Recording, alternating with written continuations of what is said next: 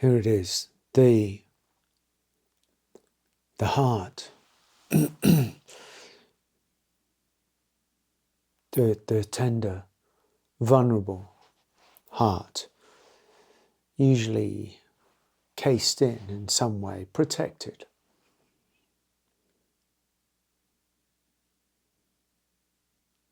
Starts to open. The heart that starts to open. What a delicate thing that is. What a scary thing that is. For behind the wall, as it were, of the heart is a whole host of feelings, a deluge of the past, of the present, of the true feeling nature of us when we let go and let down our defenses. It's not for everybody. Most people can't cope.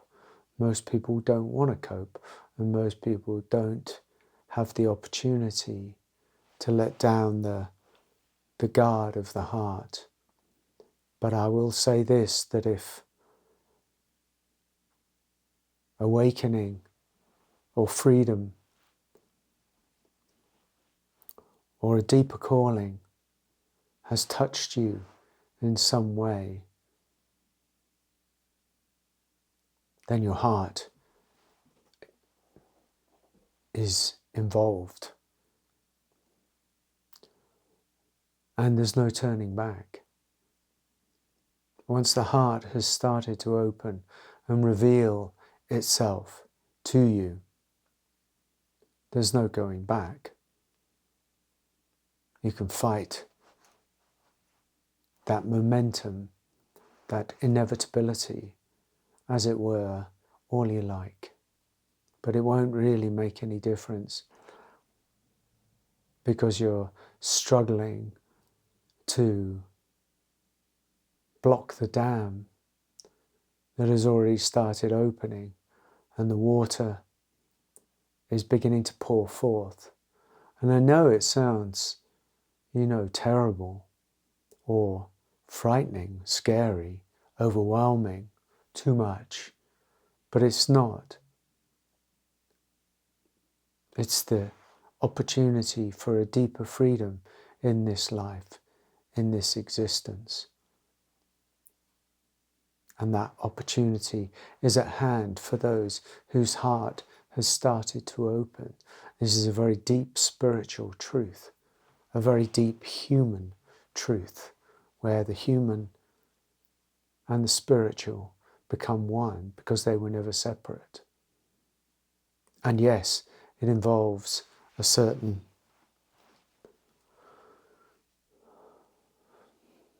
letting go, a certain collapse, a certain deconstruction, a certain surrender. But this is the nature of what happens to us when the heart starts to open. The heart starts to open and it reveals something deep, something profound about us.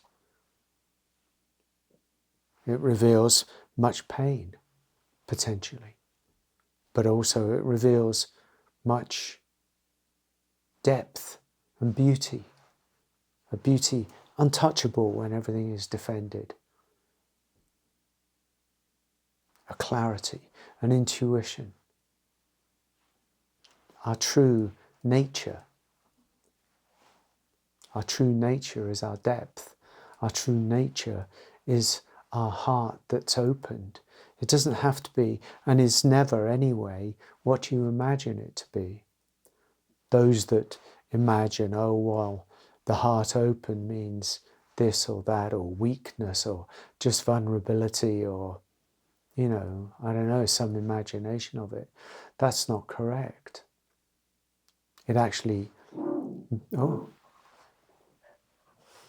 sorry, it's my dog. Shh. It actually reveals our sheer depth what we're truly designed for, what we're truly made for. A meeting of the divine and the human, the ocean and the river, our unconditional nature.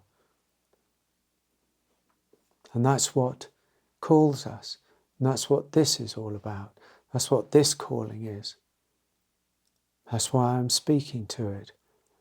To encourage that sense that if the heart starts opening, as it will have done, anybody on a true search, on a deep search, it's not just searching from the mind.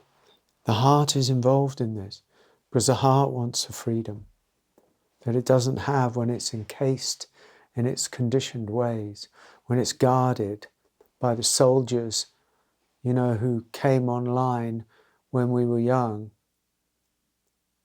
who've taken it on themselves to defend our vulnerability, defend our sensitivity, defend us at all costs in this seemingly harsh and cruel and dangerous world. But we suffer greatly from that protection. And mostly, as we mature and grow up, we don't need it anymore, and yet we still find it hard to get rid of it. Can't just toss it away because we don't want it anymore, as most people on the journey know. But we have to honour it. Honour the heart opening. Let the waters flow. Touch it. Know it. Say yes. Let the heartbreak come. Let the grief come. Let the true feelings come. Let the truth of us start to emerge. We don't need anywhere near as much protection as we think. And I'm not arguing for blind stupidity, of course. Neither a naive opening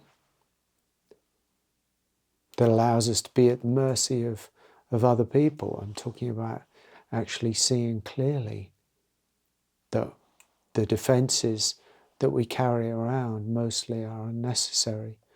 And we have much more strength, power, authority, clarity, intuition when we're not as defended, when we have opened to a deeper sense, to a deeper truth, to the deeper ocean.